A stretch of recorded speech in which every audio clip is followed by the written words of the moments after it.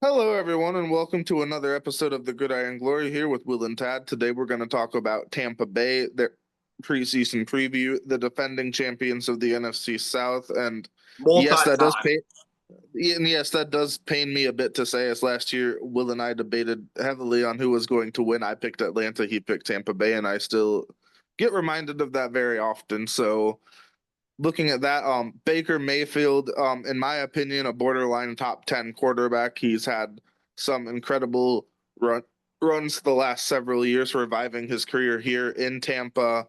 So we're, I know, Will, I know you're very big on Baker Mayfield, so give a bit of your take on that.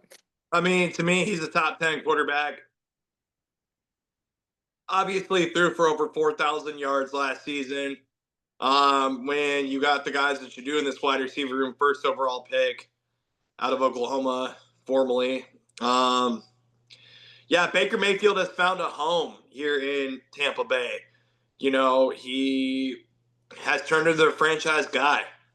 Tampa Bay wants to get back to the Super Bowl. They really Hmm. do. They want to win another one of those things. And they believe that he's the guy to lead them there. They truly do. They've invested in him. They've believed in him. And they're still going to count on him to come out here and be an incredible leader the way that he has shown and still is going to need to continue being. That was a very tough, deflating playoff loss that you had against the Washington Commanders, but you kind of just that's kind of been the big thing with Tampa is can they get past that hump in the playoffs mentally? Can they get past that one? And I do also want to briefly touch on adding Teddy Bridgewater to the quarterback room. I think that's a very savvy move, a veteran there, and he can bring a lot of positivity to the room. He won't play very much, obviously, but having him in the room is a big plus for Baker, in my opinion. Yeah, obviously we know the story of Teddy Bridgewater, who former high school head coach who wrongfully got let go, in my opinion, for sure, Yeah, for agreed. purchasing items for his players and giving them Uber rides and stuff like that. Apparently, that is frowned upon Hmm. where he was coaching. So, yeah, Uh, we'll just a welcome tough Teddy back in the situation. NFL. A tough situation where it was against the rules, but what he was doing was trying to make the world a better place. So, I mean, you can't be too hard on him, in my opinion. Looking at the wide receiver room, I think this is a top five wide receiver room in the league, in my opinion. Mike Evans, future Hall of Fame level receiver. Of course, he always gets the 1,000 yards, had some insanely clutch plays. Chris Godwin, if he can recover from his injury, he'll be a high level player. And then you add Emeka Egbuka out of Ohio State, the national champion. So that just adds another layer. Jalen McMillan, a young player coming on, and Trey Palmer out of Nebraska as well. So you've got a lot of young players and a lot of veterans. I think you have a very good mix of players here in the wide receiver room. Yeah, I really like Chris Godwin and Mike Evans and Egbuka. I definitely mentioned what you. I really like what you said about Egbuka. I would expect him, especially even from a fantasy perspective, go out there, put up those numbers, do what he's expected to do. I mean, you just won the national championship. Okay, now go out and run routes for Baker Mayfield. So Yeah. pretty sweet deal if you ask me. And you get to go. You go from being in the cold in Ohio to now you get to go Yeah. play in that Florida Heat. So pretty sweet deal for him there. Um, yeah. So I really like Mike Evans. Evans, what you mentioned about the him being a Hall of Fame wide receiver. Obviously, you loved that end of the season moment where he was able to get the 1,000 yards to keep that streak going. So Yes. you loved that moment there. So Trey Well, Palmer, obviously, he's on the up and coming, and he's going to be looking to make some big moves there for sure. So yeah. This is Trey a very Palmer, deep even receiver. Jalen McMillan. So yeah, I'm also a big fan of Bucky Irving and Rashad White in the running back room as well. I mean, I think Bucky Irving has come out and really proved himself. Um, Being as young as he is, I think Bucky Irving is a top 10 running back in the league. Yeah, he definitely had a strong rookie season. I'm not sure if I'm willing to go quite as far as top 10 at this point, but he's definite. had an impressive season, and he's definitely a top half running back. Where Chad White more of a power back. I'm fairly big on him as well. So very interesting room that the tight end room we have Cade Otton, Payne Durham, guys like that. I know Will, you are particularly high on Cade Otton, so I'll give you a chance to speak on him. Yeah, the reason I'm so high on Kate Otten is because last year Tad and I were playing each other in fantasy football in a head-to-head fantasy football match in our league that we are in and actually co-commissioned together. We've been doing that for quite a while. And anyways, I had Kate Otten on my fantasy team that week, and it was National Tight Ends Day. Kate Otten scored me not only one but two touchdowns, which ultimately did give me a victory over Tad. And since then, he is very salty towards Cade Otton, while I'm very big on him. Tad calls him a middle of the pack tight end, but I will sit here and humbly say that he can truly be sneakily good sometimes. Yes, Cade Otton can definitely be sneakily good sometimes. Also sneakily good, or maybe even better than sneakily good, is the Tampa Bay offensive line. I mean, yeah, Tristan Wirfs. The biggest question mark is obviously Tristan Wirfs, right? The best player on the offensive line. One of the best players on the entire team. Can he recover from his procedure? Yeah, I know his knee has been a big story this offseason. He had a bit of a procedure done there, so he could miss some time. It's kind of a bit of a question just how much time he's going to miss. Hopefully for him and the team, not a lot. Hopefully for Baker Mayfield, not a lot, because it's a lot more secure back there when you have Tristan Wirfs, the All-Pro, guarding your blind side. So that's a big story Yeah. there. Luke Godke and Cody Mach have lived up to their draft hype. PFF does have this offensive line ranked number 6, Tad. They're saying now they're going to be looking for Graham Barton to step up and do his thing. So you have the leader, Tristan Wirfs, and then you got 3 guys there at the guard and tackle spot, the center guard and tackle spots that you're really trying to develop. So, and can Tristan Wirfs just be that leadership presence that they'll need on the offensive line for sure? Yes, definitely a big question there. Just more so about his health. For me personally, I have no doubt that Tristan Wirfs is going to be a high level leader if he's out there. But just can you get him healthy? Can you get him out there? And in the meantime, if he has to miss some time, which it seems very likely, can some of your backup players provide um, quality play in the meantime? Guys like Charlie Heck. So just something to look at there. Now, switching gears a bit to the defense. I'd say for me personally, at least the face of the defense is Antoine Winfield Jr., one of the best safeties in the league. I know we touched on it a bit in previous episodes, but I I certainly think he's a top 5 level safety in the league. Antoine Winfield Jr., a top 5 safety in the league. I'm definitely big on Antoine Field Jr. I think he's the best defensive player in the NFC South.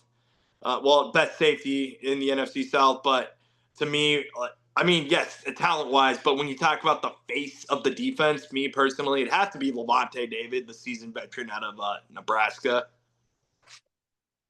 Yeah, that's definitely he's one of the faces as well. I mean, the super seasoned veteran continues to play at a very strong, certainly above average level. I think that Levante David in the linebacker room, he's the leader and he's going to have to continue to be almost like a coach on the field as he's got to just coach up these players in a way and I mean, can he get them up we've going. seen like super seasoned veteran linebackers go out there and do exactly that. You Yeah. talk about guys like Ray Lewis and whatnot who did exactly that. Ray Lewis was practically a quarterback on the defensive side of the football. So that's basically what Levante David is at this stage in his career. Yeah. Yeah, so they this is a very strong, experienced Some might even say Clay Matthews in end of that the same defense. sense. Um, yeah, maybe that interesting on Clay Matthews. He's enough about Clay Matthews. Kind of got the Vikings fan here a little befuddled there, but thinking more, guys like Tyke Smith, the second year safety, that's somebody that's going to need to step up and play at a high level. Can they get a solid season out of him? It looks like he also might play a little nickel depending on how things go there. So what do they get out of him for the second year player? I'm very interested to see how some of the younger players on this defense look. I mean, it's a young defense, to say the least. And Todd Bowles is definitely going to have, his work cut out for him when it comes to, really Mm, developing some of these guys, So I'm excited to see um, what this defense can do for sure. yeah, me as well. And I mean, obviously, Tampa Bay, I mean, they've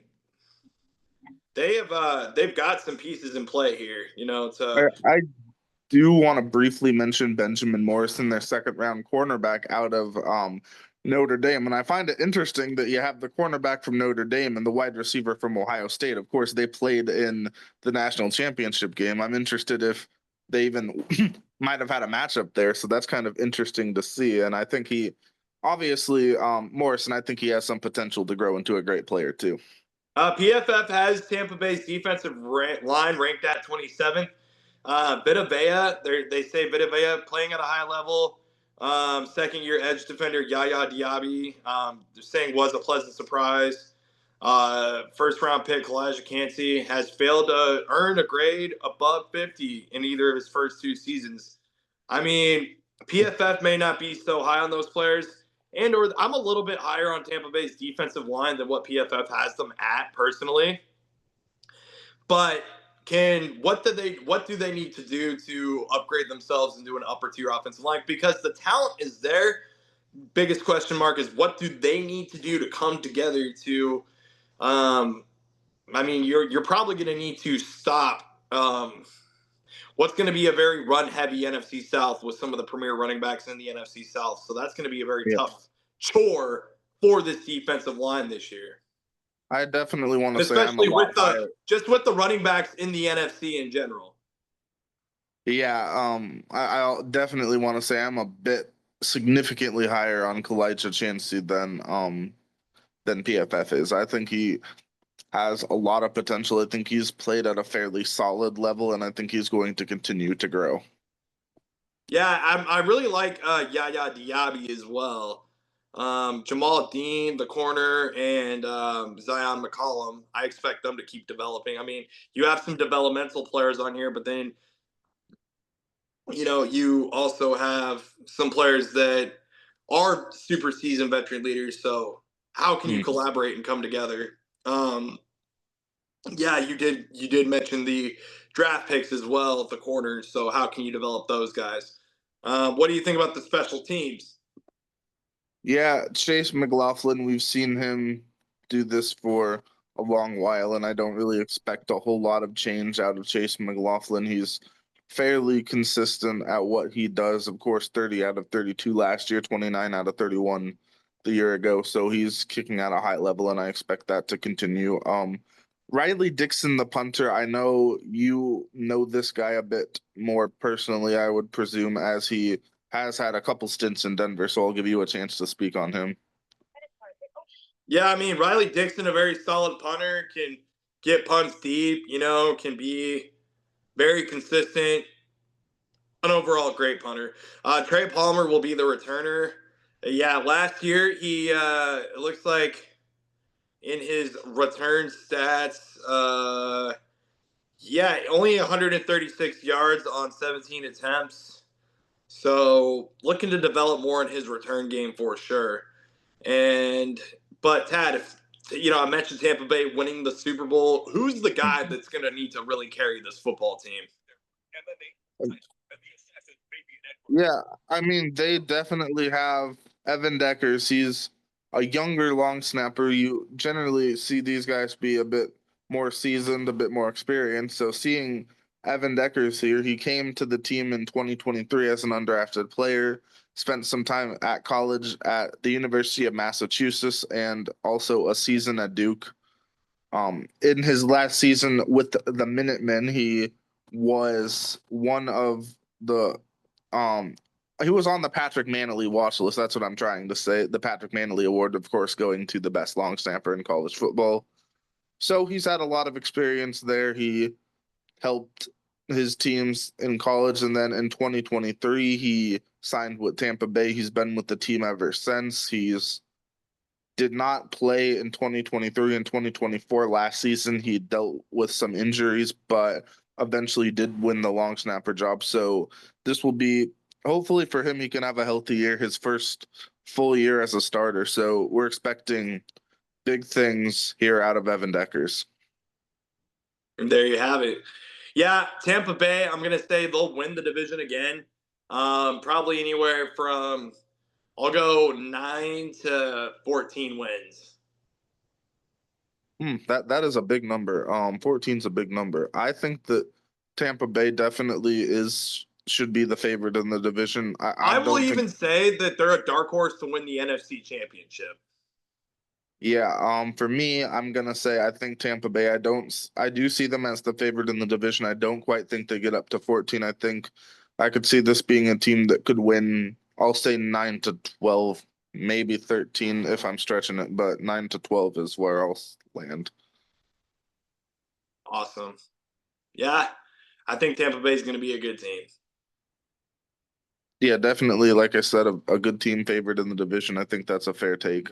Thank you all for watching the Gridiron Glory here with Will and Tad.